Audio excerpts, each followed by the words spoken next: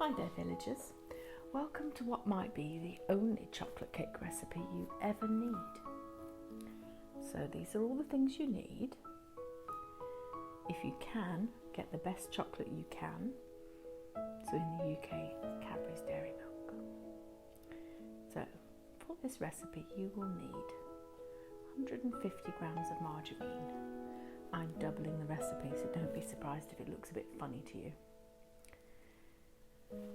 And once again we managed to use up one tub and have to start another. So in it goes, and we start another one just to balance it out. What is that paper for? Does anybody know? I always throw it away, but my mother-in-law always keeps them. So I really don't know what they're for. So this is a recipe that came to me via a temp job I had long before I had Charlotte. I worked at a health centre for a little while doing some temp work, and somebody brought in a cake and it was so lovely I asked for the recipe. 150 grams of sugar next, and then cream them together, which if you're new to baking means smush them all together until you can't tell what's butter and what is sugar. Takes a bit of effort, so you get your arm workout in. Smush, smush, smush, high speed as well.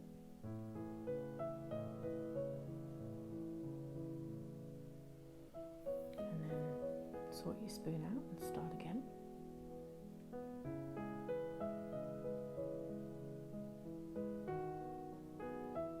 Eventually you should reach the point where it's not obvious what's sugar and what's margarine. It's all one thing.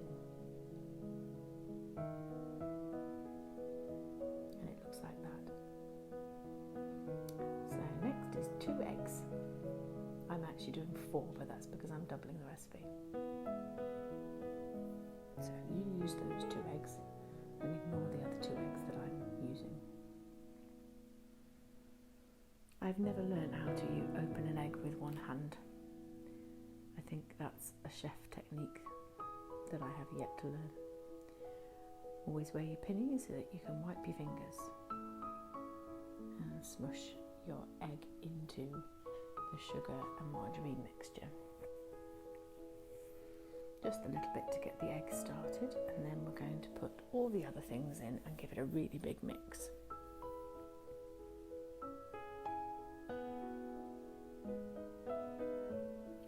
I happen to have vanilla paste, but vanilla essence or extract will do. 1 teaspoon.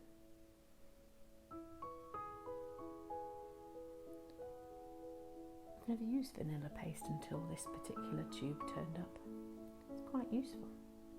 And then we are needing 2 tablespoons of plain yogurt. So for me, 4. And then there's like a dribble in the bottom of the box. What do you use that for? Or just be very generous with your tablespoons. Wipe the fingers again.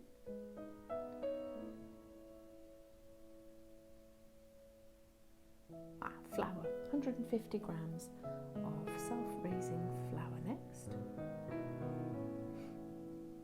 See? Self-raising.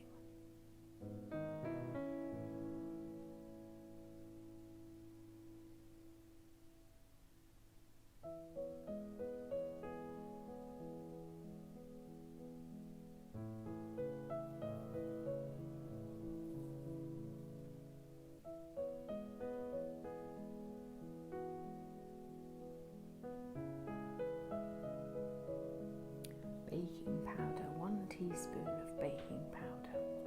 This is just to help it rise, but you're already using self-raising flour, so it should be fairly light already.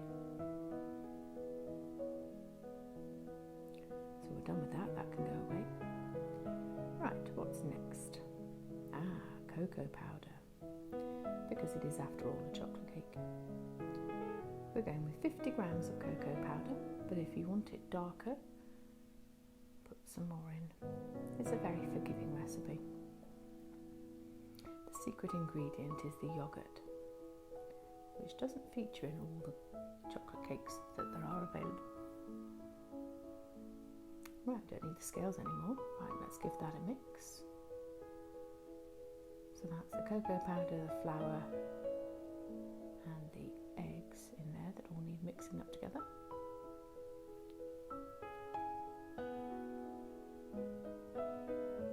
At high speed, obviously, because it's quite a lot of mixing.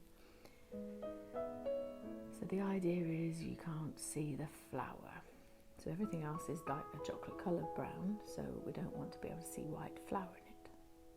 So keep mixing until all the white has disappeared.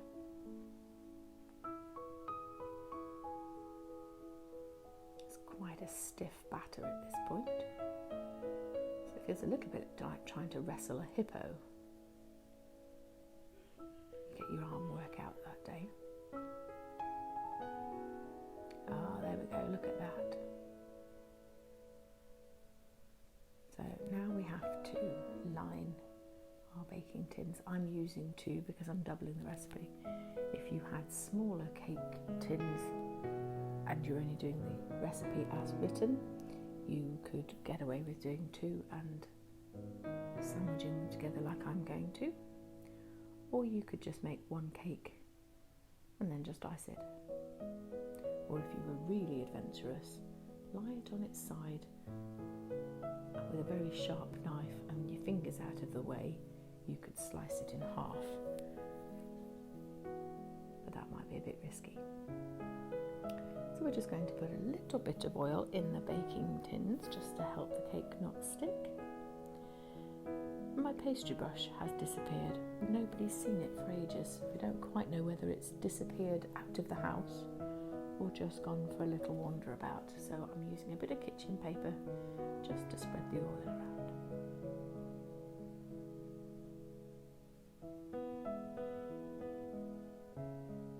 And then we put the cake mixture in. So divide this mixture between the 2 cake tins. Or if you're only doing a single size, put it all in 1 cake tin and hope for the best.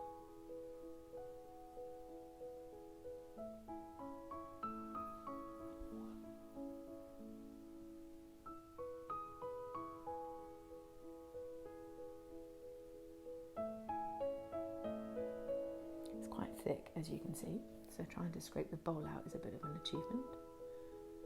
Should have brought a spatula the first time I came to bake. So I think I shall give up now and go and find my spatula.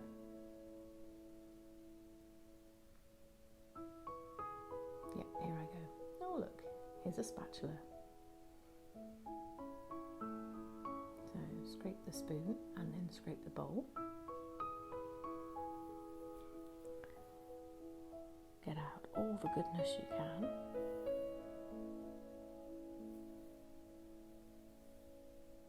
Unless, of course, you're trying to keep some back to have to lick out of the bowl. You might not want to be as diligent with your spatula if that was the case.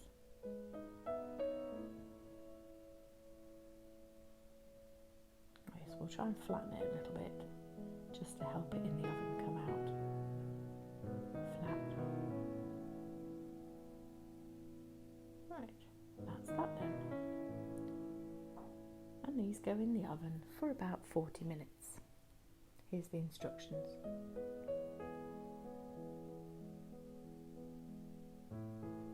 Right, get your wire rack. After 40 minutes, take them out of the oven and put them on the wire rack to cool. You'll see why, because this is steaming.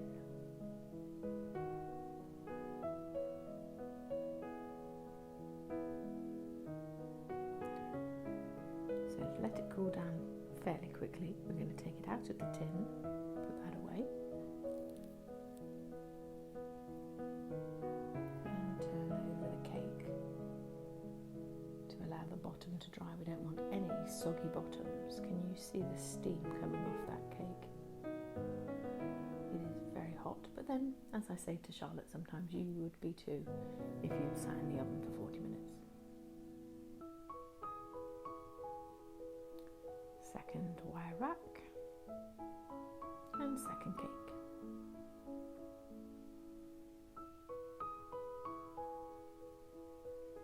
Same again. Get rid of that. Turn this one out. And then wander off and do something else while it's cooling down.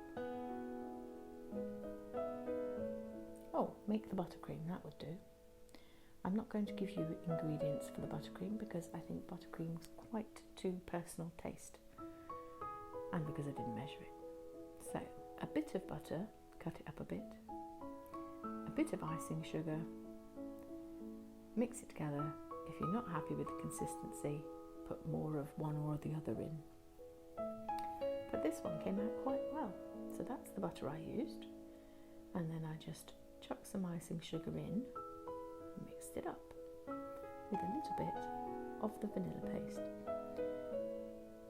I've only ever used vanilla extract or vanilla essence before in a little bottle, but this paste comes in like a squared tube and it's very useful.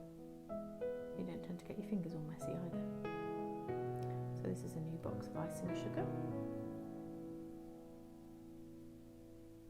and that's how much we put in, and now we mix it together by smushing.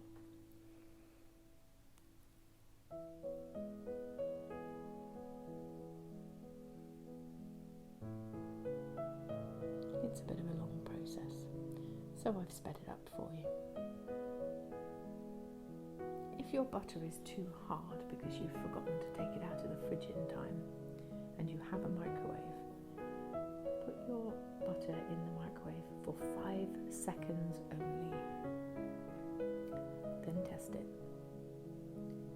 And then do it again if necessary. So I put a little bit of the vanilla paste in and it all started coming together remarkably well after that.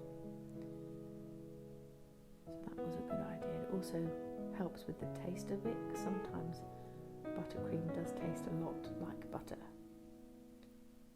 This vanilla just takes the natural taste of the butter away a little bit.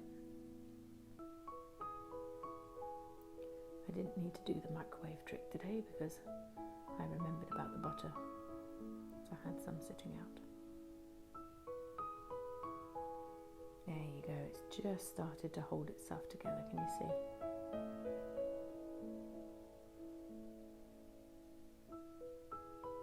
Give it a scrape down. Go again.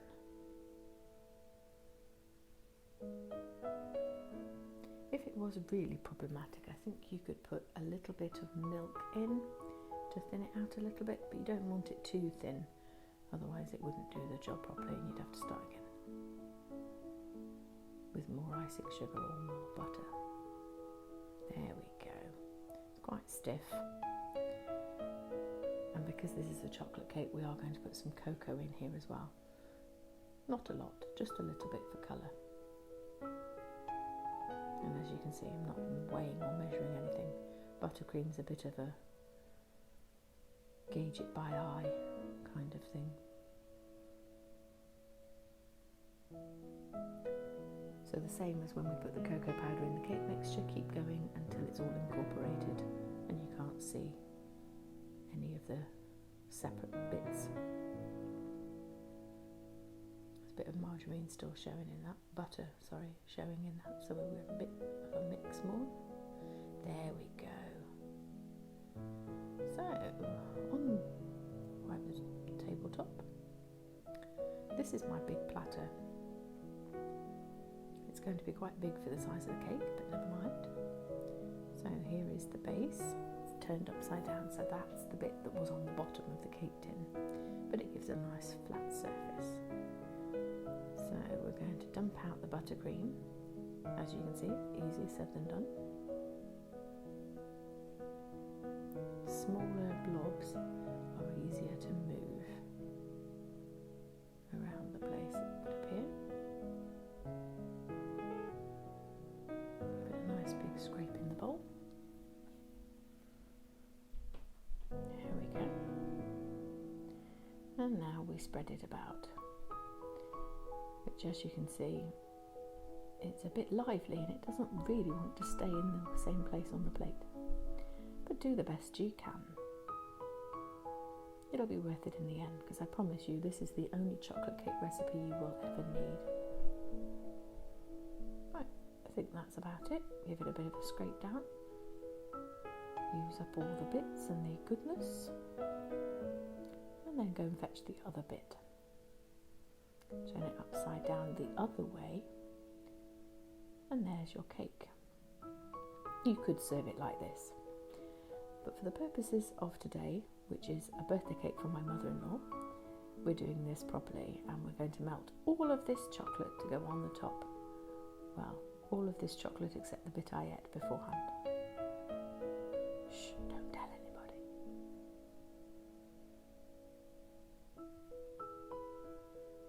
So break it up into all its little constituent parts and either microwave or melt in the bowl over a simmering pan of hot water. If you're going to microwave it, be really, really careful. Put it in for 20 seconds, take it out, stir it, put it back in for 20 seconds and keep repeating until it's smooth and all melted. Mine took about a minute 20 seconds. If you do your whole minute 20 seconds in one go, you end up with nasty melted, corrupted chocolate, and it's not very nice. So give it a bit of a stir. You don't want it really runny, because otherwise it'll just run straight off the top. So leave it a minute or two, but before it thickens up and hardens again, pour all over the top.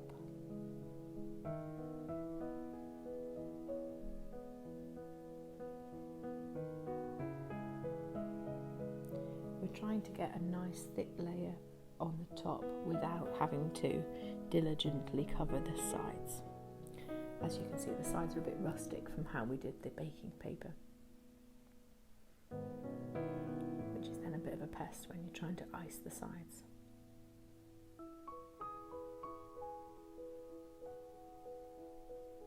There we go, starting to hold itself together. We did lose a little bit down the sides, but never mind. It's definitely worth having the chocolate layer, I think. And before the icing chocolate had really set properly, I put the candles in as well so that they could set in properly before we lost the ability to put candles in.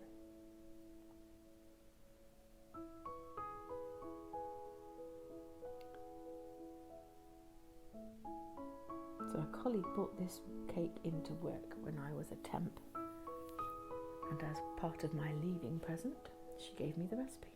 I'm sure she told me it was her mother-in-law's or her mother's chocolate cake.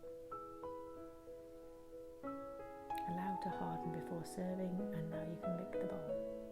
End result, here's the recipe. Thanks for watching. Good night.